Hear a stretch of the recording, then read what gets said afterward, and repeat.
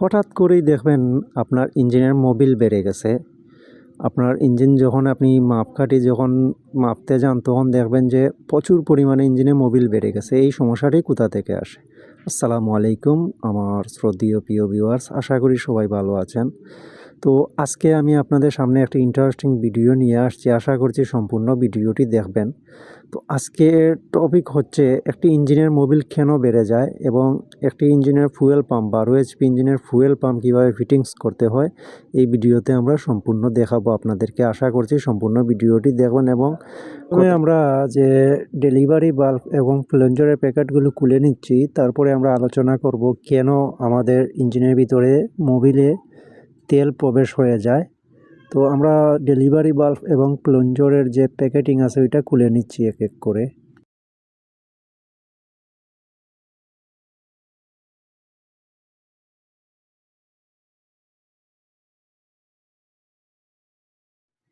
তো এই যে দেখুন প্লাঞ্জার বডি, এটা আমাদের সেই ফুয়েল পাম্প যেটার বডি আছে এইটাই।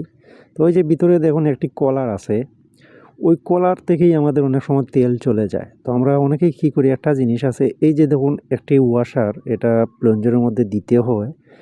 এই ওয়াশার যদি না থাকে আর আপনার প্লাঞ্জারের যদি বডি পুরনো হয়, সেক্ষেত্রে আপনার ইঞ্জিনের ভিতরে কিন্তু তেল চলে যাবে। তো আমি এই যে দেখুন আমার যে আপনার ফুয়েল ইঞ্জেকশন কিট কিনে নিয়ে আসছিলাম, ওটার ভিতরে আমাকে ওয়াশারও দিয়েছে, এখানে অনেক কিছুই দিয়েছে, সবগুলাই পেয়েছি। তো এই বিষয় হচ্ছে গিয়ে আপনি এই যে ওয়াশারটি, এটা কিন্তু অত্যন্ত গুরুত্বপূর্ণ। আর যদি এটা আপনার কাছে না থাকে সেক্ষেত্রে এই যে দেখুন আমাদের কাছে একটি সুতো আছে, এই সুতো দিয়ে আমরা এই ওয়াশার অনুযায়ী কয়েকটি পেজ দিয়ে দেওয়া, যেমন মনে করুন 5 থেকে 6 পেজ সুতো আমরা যদি দিয়ে দেই তো সেক্ষেত্রে আমাদের হয়ে যাবে। তো এই যে দেখুন আমি এখানে প্রায় 7 থেকে 8 পেজ সুতা দিয়েছি, কিন্তু আমার হয়ে গেছে। এখন আমি চাইলে ওই ওয়াশার ছাড়া আমি ওই সুতা দিয়েই এটা ফিটিংস করতে পারবো, আমার আর তেল যাবে না ভিতরে। তো এই যে আমার ওয়াশার আছে, যে ক্ষেত্রে আমি এখন আর এখানে সুতা দেওয়ার কোনো কারণ নেই। তো আপনারা চাইলে যখনই এরকম প্লাঞ্জার সেট কিনে আনবেন, ঠিক দেখবেন যে এখন বর্তমানে একটি সেট কিনতে পাওয়া যায় আপনার এই সমস্ত সব কিছুই পাওয়া যায় সাথে। একটি সেটের মাধ্যমে আপনার যে এলিমেন্ট পাওয়া যায়, আপনার এই ওয়াশার পাওয়া যায়, নজল পিন পাওয়া যায়, সব কিছুই পুরো সেটের মধ্যে এখন পাওয়া যায়। আপনারা ওই রকম সেট কিনে আনবেন। তো আমরা এখানে দেখলেন যে আমরা যে প্লাঞ্জারটি এখানে ইনস্টল করেছি। তো বিশেষ করে আরেকটি বিষয় হচ্ছে, এই যে দেখুন একটি কট নাট, এই নাটের মধ্যে একটি লাল তামার ওয়াশার থাকে। তো যদিও আপনার কাছে এই ওয়াশার না থাকে, আপনি কি করবেন, এই যে আমি যেভাবে সুতা পেঁচিয়ে দিচ্ছি, আপনারাও ঠিক ওইভাবেই সুতা পেঁচিয়ে দেবেন। একদম নাটের যে মাথা আছে, মাথা বরাবর ঘষে সুতো পেঁচিয়ে দেবেন, দিয়ে আপনারা ওইটা বডিতে পুশ করে ভালো করে টাইট করবেন। যদি এখানে কোনো সমস্যা রাখেন তাহলে ওখান দিয়েও আপনার ইঞ্জিনের ভিতরে তেল চলে যাবে।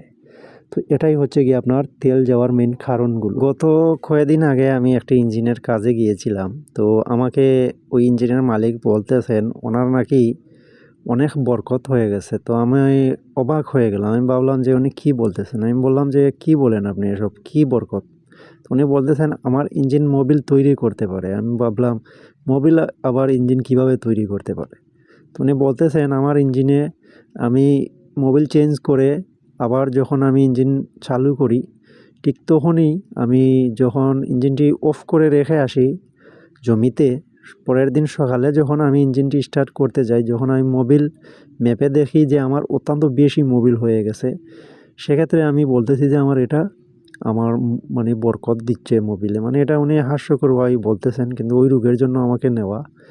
তো আমি গেলাম, ওনাকে বললাম যে আপনারা কি এই ফুয়েল পাম্প ফিটিংস করেছিলেন, কাউর নতুন দিয়েছিলেন নাকি? তো উনি বললেন যে হ্যাঁ আমি নতুন দিয়েছি, নিজেই আমি এই কাজটি করে নিয়েছি।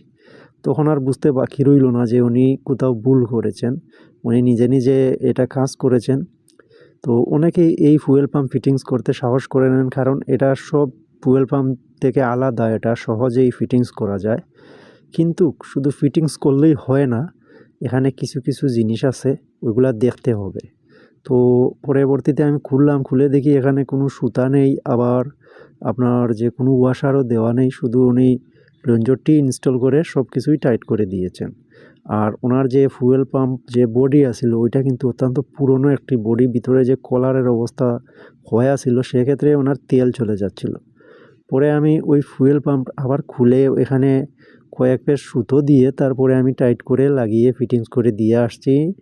ইনশাল্লাহ আর তেল যাচ্ছে না ভিতরে। তো এটাই হচ্ছে গিয়ে আপনার মেন সমস্যা। তো আশা করছি আপনারা এই ভিডিওটি সম্পূর্ণ দেখেছেন।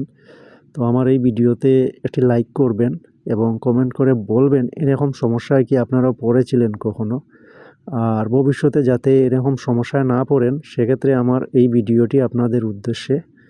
তো আমরা এখন যে ডেলিভারি বাল্ব আছে ওইটা বসিয়ে দিয়েছি। তো ডেলিভারি বাল্ব বসানোর ক্ষেত্রে এই যে ভিতরে যে একটি ওয়াশার আছে ওইটা কিন্তু ভালোভাবে জায়গা মতো বসে নাই। অনেক সময় আমাদের এই ওয়াশারটি নিজে নিজে জায়গা মতো দিতে হবে। আমি স্ক্রুড্রাইভার দিয়ে ওটা জায়গা মতো দিয়ে দিচ্ছি, কারণ এখন যদি আমি নাটের দ্বারা ওটা জায়গা মতো নেই তাহলে ওয়াশারটি নষ্ট হয়ে যাবে। তো আপনারা আগে জায়গা মতো ওয়াশারটি দিয়ে দেবেন। তো আমি এখন এই প্রেশার নাটটি ভালো করে বসিয়ে দিলাম। এখন আমার মেইন কাজটি হচ্ছে গিয়ে আমার এখানে যে রুলার আছে ওইটা বসাতে হবে। আমরা রুলারটি এখন ফিটিংস করব।